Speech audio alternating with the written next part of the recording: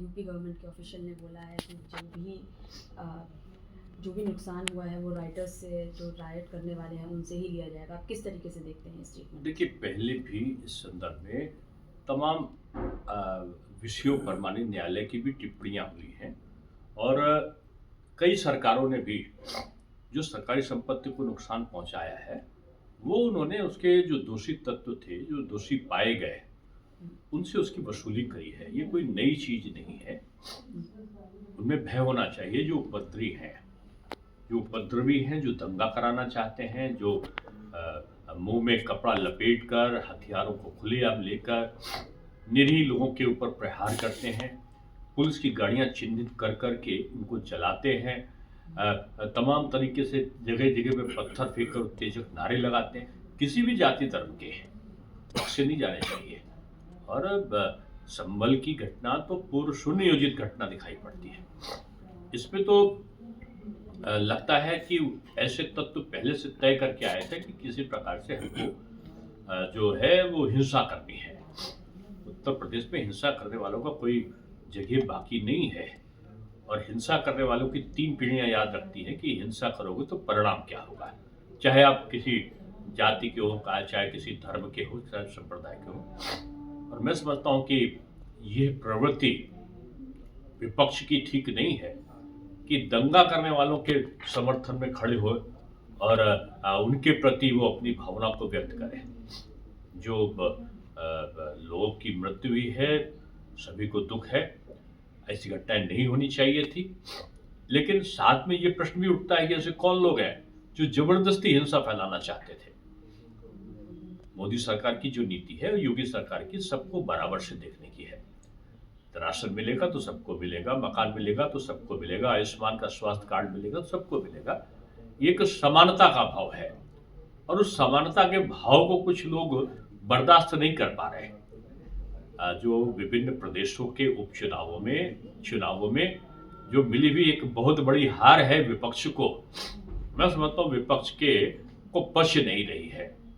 इसलिए आप देखो, लोकसभा, राज्यसभा गाड़ी कमाई से होकर आते हैं लोग, चलने नहीं देंगे। आप शोर मचा के हो करके आप लॉबी में आ जाएंगे, बड़े से बड़े नेता चिल्लाने लगेंगे जैसे कोई छोटी सी कक्षाओं में कोई शोर मचा रहा है। आप पीठ का अपमान करेंगे, नहीं चलने वाला है। ये लोकतंत्र पूरी दुनिया का सबसे बड़ा लोकतांत्रिक देश है और इसकी कार्रवाई को लोग देखते हैं और देखकर लोगों के बारे में राय बनाते हैं।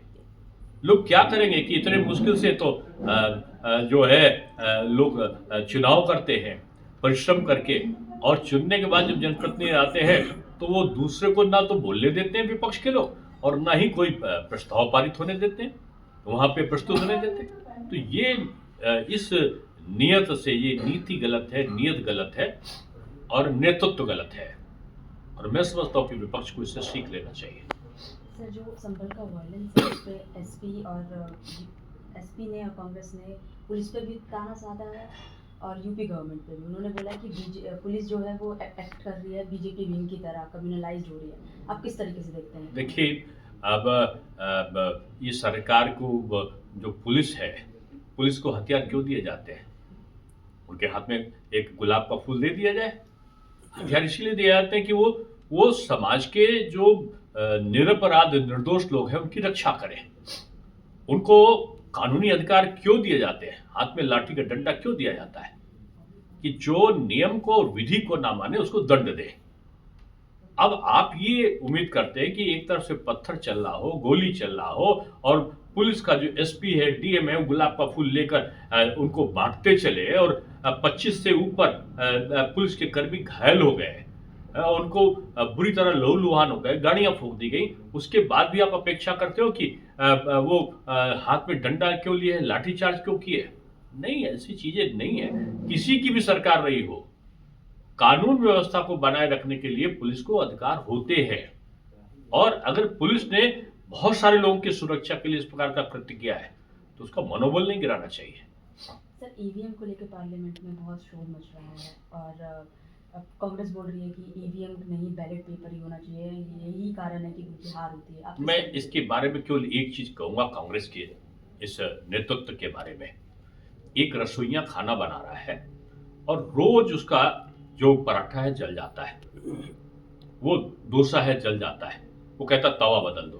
तवा आता है, कहता कि इसमें जो सामग्री लगी है आटा बदल दो, कुछ और बदल दो, वो बदल दिया जाता है। फिर कहते चूल्हा बदल दो, चूल्हा बदल दिया जाता है। लेकिन ये नहीं करता कोई घर में कि जो रसोइया बना रहा है उसी के कारण चूल्हा जल रहा है, उसी के कारण ये आपका पराठा आपका डोसा जल रहा है। यहाँ पर रसोइया यानी नेतृत्व है कांग्रेस का, जिसके कारण उनकी हार हो रही है। वो हार को कभी ईवीएम की हार बता देते हैं, कभी प्रशासन की हार बता देते हैं, कभी चुनाव आयोग का बता देते हैं। ये नेतृत्व, ईवीएम खराब नहीं है, कांग्रेस का और विपक्ष का नेतृत्व खराब है।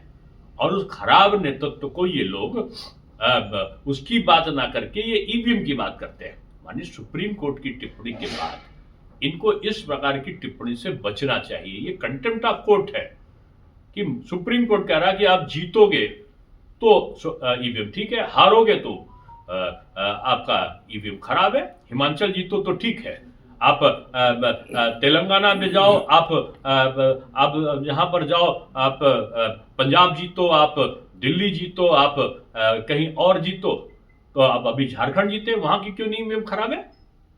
बीजेपी तो नहीं कहा कि ईवीएम खराब थी इसलिए हम उतनी सीट नहीं पा पाए। ये लोकतंत्र है, लोकतंत्र में जनता के जनादेश को समझने की आदत डालना पड़ेगा कांग्रेस को। ये हार का क्रम, जो उनकी हार की यात्रा है, अभी बहुत लंबी है। उनको हार को एक तरीके से आत्मसात करके शांतिपूर्वक उसको देखकर लोकतांत्रिक परंपराओं का पालन करना चाहिए। सर, ऐसा रिपोर्ट भी आ रहा है कि इस विंटर सेशन में वक्फ बिल प्रेजेंट नहीं किया जाएगा जेपीसी